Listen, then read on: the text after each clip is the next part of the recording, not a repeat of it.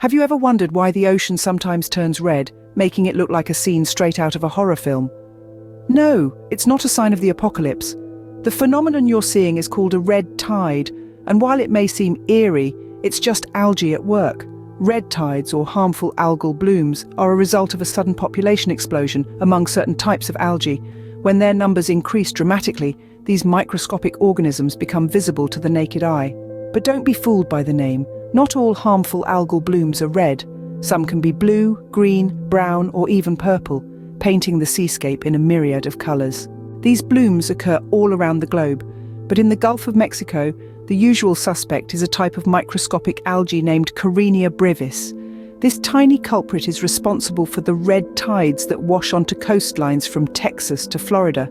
K. brevis produces a toxic compound that affects the central nervous system of marine life, causing large numbers of fish, sea turtles, manatees, and dolphins to die. This same toxin can become airborne, causing coughing, skin irritation, and watery eyes in humans who come into contact with it. It's important to note that not all algae blooms are harmful to humans or animals.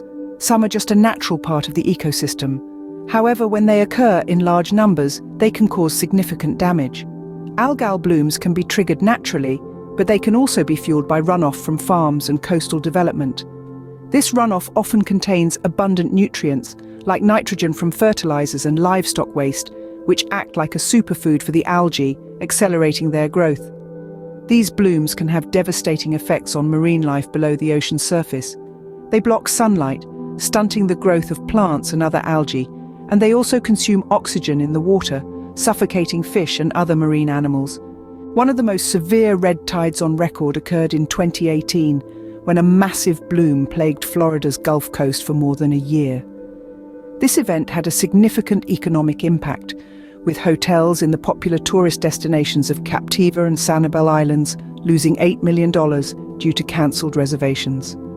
The state of Florida spent $14.5 million cleaning beaches of dead wildlife.